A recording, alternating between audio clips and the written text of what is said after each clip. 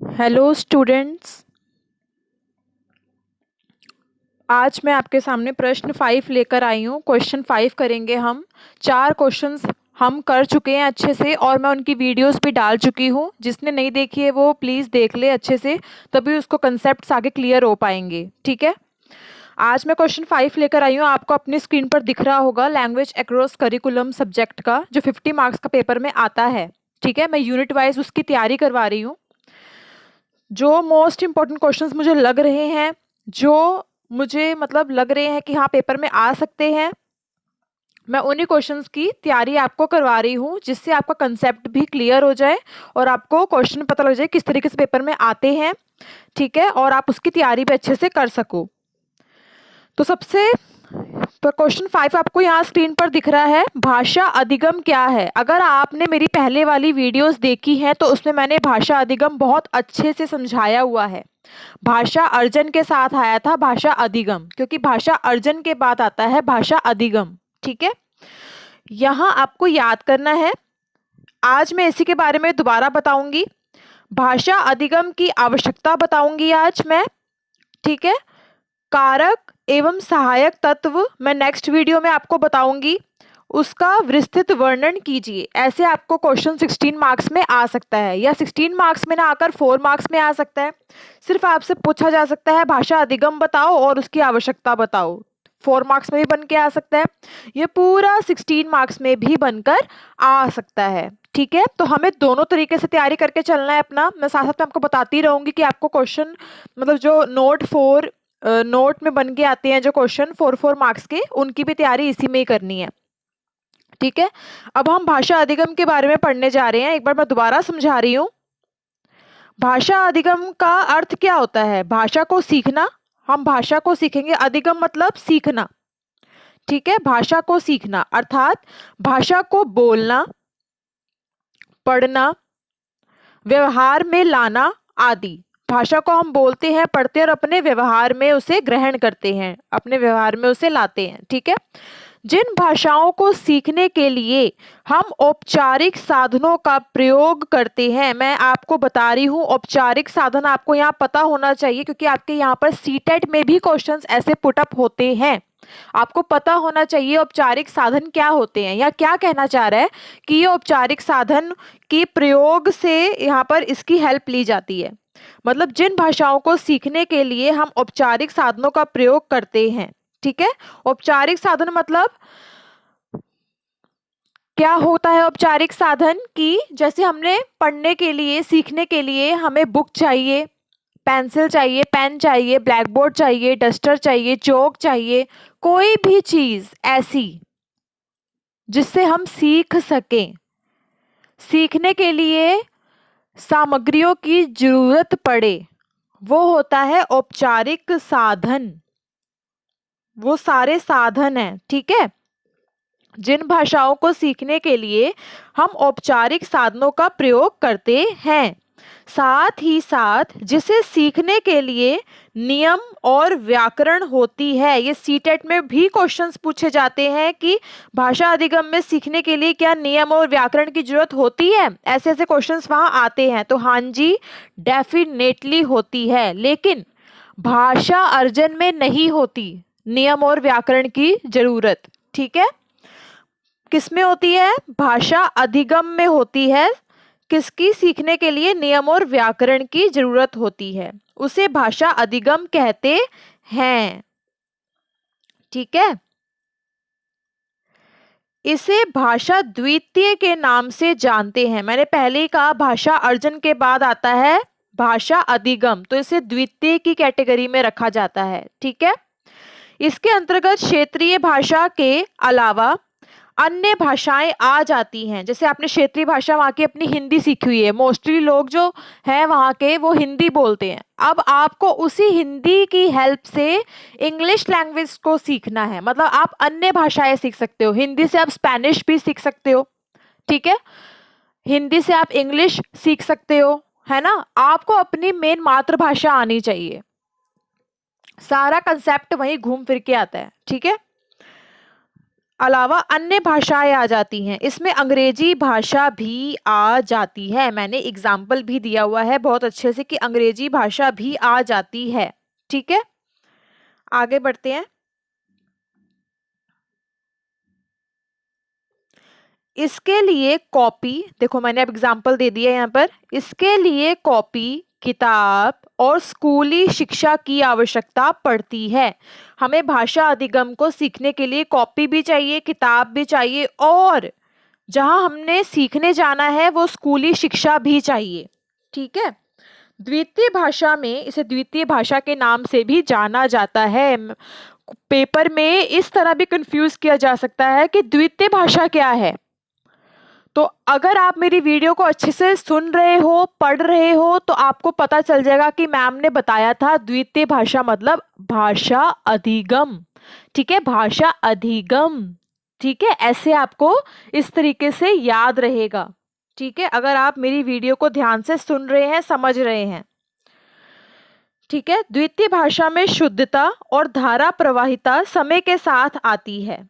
ठीक है, समय जैसे जैसे निकलता है वैसे वैसे हम सीखते चले जाते हैं, वैसे ही वैसे हमारे लर्निंग पावर में शुद्धता आती चली जाती है।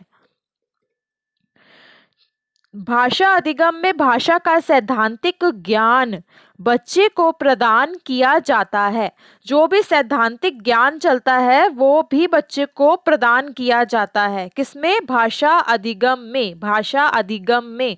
ठीक है, इसमें एक भाषा के द्वारा, मैंने कहा ना अगर एक भाषा आपको अच्छे से आती है तो आप दूसरी भाषा को भी सिखा सकते हो।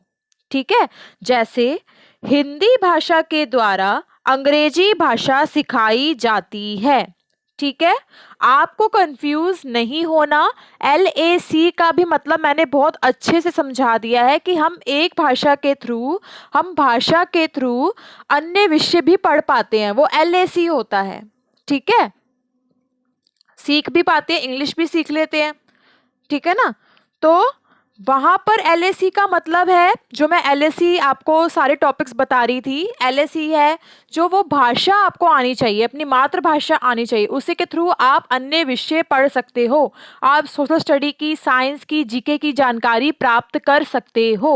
वो होता है LAC, पाठ्यचर्या के तहत भाषा उपागम। ठीक है, अभी हम जो पढ़ रहे हैं वो भाषा अधिगम पढ़ रहे हैं कि आपको हिंदी अगर बहुत अच्छे से आती है तो आप उसके थ्रू दूसरी भाषा भी सीख सकते हो। मैंने विषय की बात नहीं की है यहाँ पर, यहाँ कंफ्यूज मत होना आप सब। ठीक है, एक भाषा के थ्रू दूसरी भाषा को सीखना भाषा अधिगम कहलाता है। ठीक है ना, मेरी बात को अच्छे से समझना। यही चीजों में सीटेट में कंफ्यूज किया जाता है, बच्चे कंफ्यूज हो जाते हैं, वो सोचते हैं LAC का मतलब भी यही होता है कि भाषा से भाषा सीखना। नहीं, वहां आपका मतलब है भाषा से आप अन्य विषय पढ़ पा रहे हो, अपनी भाषा को और अच्छे तरीके से इम्प्रूव कर पा रहे हो। ठीक है, और भाषा अधिगम में हम क्या पढ़ रहे हैं? भाषा से भाषा पे छलांग लगानी है। ठीक है, भाषा से हम भाषा सीख पाते हैं। जैसे हिंदी से इंग्लिश सीख पाएंगे, हिंदी से स्पेनिश सीख पाएंगे, हिंदी से फ्रेंच सीख सकते हैं। ठीक है, अगर आपको इंग्लिश सीख गए हो तो इंग्लिश से भी जापानीज सीख लोगे, है ना, ये सब चीजें आप सीख पाते हो। अब आपको ये चीज मेरी क्लियर हो गई होगी कि मैं क्या समझाना चाह रही हूँ। ठीक है, मैं बहुत कोशिश कर रही हूँ कि आपको अच्छे से एक एक टॉपिक बहुत अच्छे से क्लियर हो, क्योंकि अगर आपको समझ ही नहीं आया तो आप वहां अपने लैंग्वेज में बना ही नहीं सकते पेपर में। ठीक है ना, अगर आपको समझ आ गया ना तो आपको कोई रोक ही नहीं सकता आगे जाने से, ना सीटेट में ना BEd में। ठीक है, कोई भी और कॉम्पिटिटिव एग्जाम दो, सब आपकी ये चीजें काम आनी है। मैं साथ साथ आपको बताती जाऊंगी कि सीटेट में भी ऐसे क्वेश्चंस पूछे जाते हैं। आगे चलते हैं। यह ऐसी भाषा मानी जाती है जिसे सीखने के लिए हम दूसरे का सहारा लेते हैं, जिसे सीखने के लिए हम दूसरे का सहारा लेते हैं। अब हमने यहाँ पर किसका सहारा लिया? हिंदी का। अगर हमें इंग्लिश भाषा सीखनी है, इंग्लिश लैंग्वेज सीखनी है, तो हमें हिंदी लैंग्वेज आनी चाहिए, तो हमने उसका सहारा लिया। ठीक है, इसमें बच्चे भाषा को जन्मजात भाषा की तरह बोलने में सक्षम नहीं होते। क्या, क्यों नहीं होते? क्योंकि जब हम पैदा होते हैं और अपनी फैमिली में जब हम हिंदी भाषा सुनते हैं तो हम हिंदी में सुनते सुनते ही परफेक्ट हो जाते हैं, क्योंकि वो रोज ही हमारी प्रैक्टिस हो रही है सुनने में, रोज ही प्रैक्टिस हो रही है, रोज ही, दिन रात। लेकिन जब हम दूसरी भाषा को सीखने जाते हैं तो हम उसमें सक्षम नहीं हो पाते। क्यों? क्योंकि अब वो हमारा जन्मजात प्रोसेस नहीं है। अब हम एक हिंदी माध्यम के थ्रू इंग्लिश लैंग्वेज सीखेंगे तो वो हमें रूल्स से आएगी, हमारी रोज उसमें दिन रात प्रैक्टिस नहीं रह पाती। हम स्कूल गए, स्कूल से सीखी, घर आ गए, घर में कोई इंग्लिश बोलता ही नहीं है, सब हिंदी बोलते हैं, तो क्या आपकी इतनी जल्दी प्रैक्टिस हो जाएगी इंग्लिश की? आप सक्षम हो जाओगे? नहीं ना, आपको भी तो टाइम चाहिए दूसरी भाषा सीखने के लिए। तो आप दिन रात उस लैंग्वेज पे नहीं लगा रहे, इंग्लिश लैंग्वेज पर दिन रात नहीं लगा रहे हो। हिंदी में तो आपका दिन रात ऑटोमेटिकली लग रहा है, क्योंकि मम्मी पापा, दादा दादी, भाई बहन सब हिंदी ही बोल रहे हैं घर में, तो इसलिए हम बिल्कुल उसमें सक्षम हो जाते हैं बोलने में। लेकिन इंग्लिश में नहीं हम इतनी जल्दी सक्षम हो सकते, क्योंकि वो दिन रात हमारी प्रैक्टिस नहीं हो पा रही उस चीज़ में। हम स्कूल में सीखने जा रहे हैं, स्कूल से हमें होमवर्क मिलता है, हम घर ले आते हैं, बस करते हैं और खत्म हो जाता है हमारा वहाँ पर काम। तो वहाँ जब हम दूसरी लैंग्वेज सीखते हैं तो वहाँ हमारा थोड़ा थोड़ा सा टाइम लग जाता है। ठीक है, आगे चलते हैं। सभी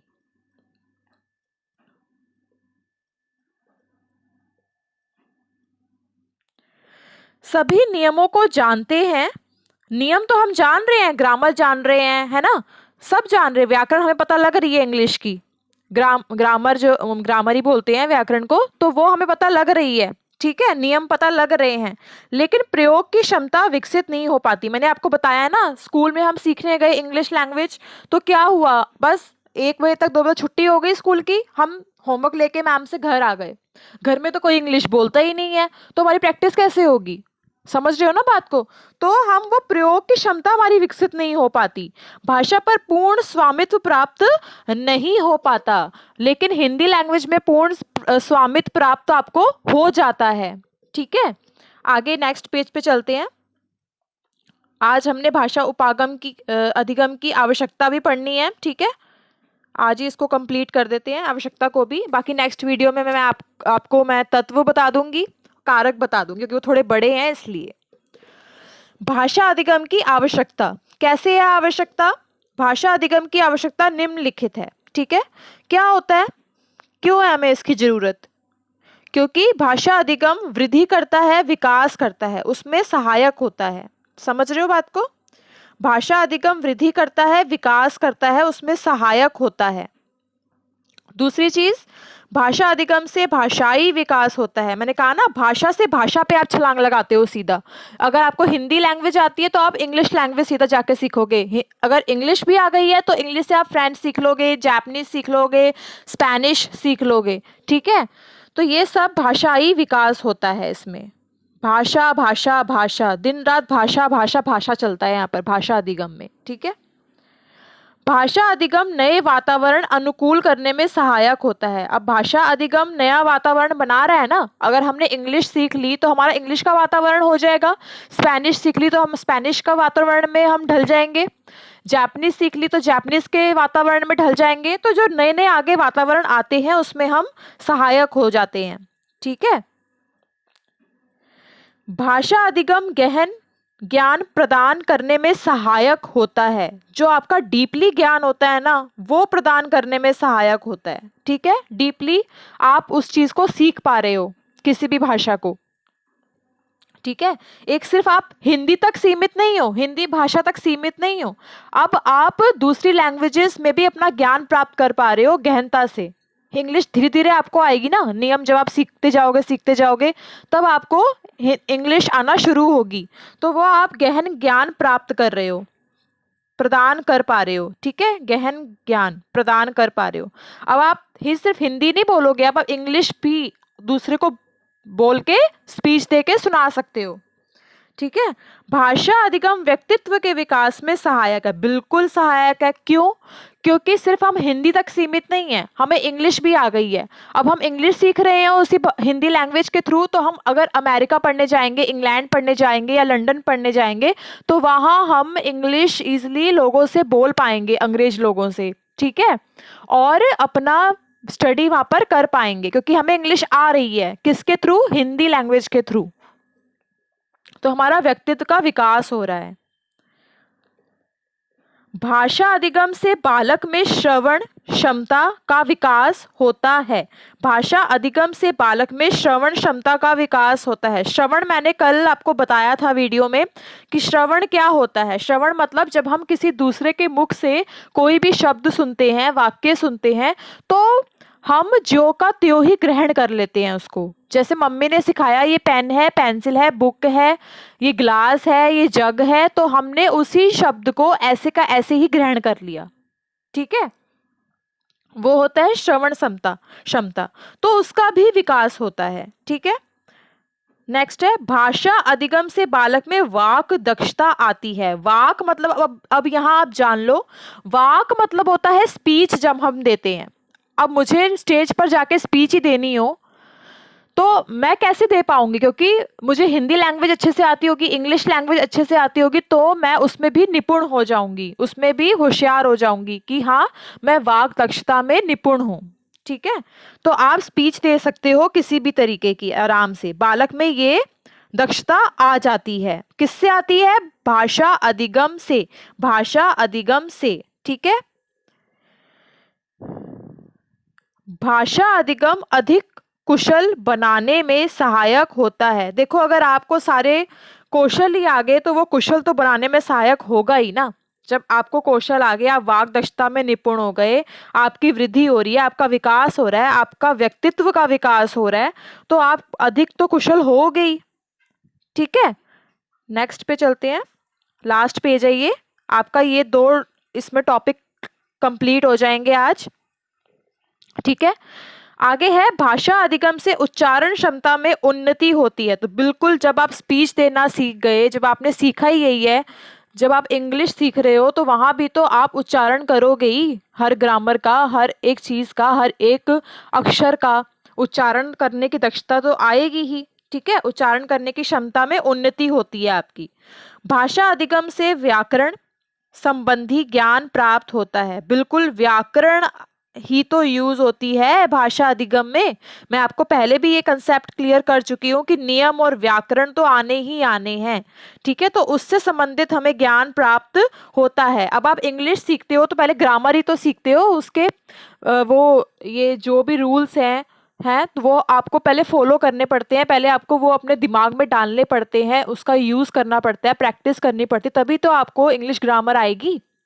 ठीक है, तो वहां भी व्याकरण संबंधी ज्ञान प्राप्त होता है। तो स्टूडेंट्स प्लीज जो मैं पढ़ा रही हूँ उसको बहुत अच्छे से पढ़ें और समझें। ठीक है, वो आपके सीटेट में भी काम आएगा, कॉम्पिटिटिव एग्जाम्स में भी ऐसे क्वेश्चंस पूछे जाते हैं, तो वो आपको ऐसे ध्यान रहेगा। ठीक है, तो आप प्रैक्टिस करते जाइए, करते जाइए। जो मैं करवा रही हूँ उसको बहुत ध्यान से कीजिए।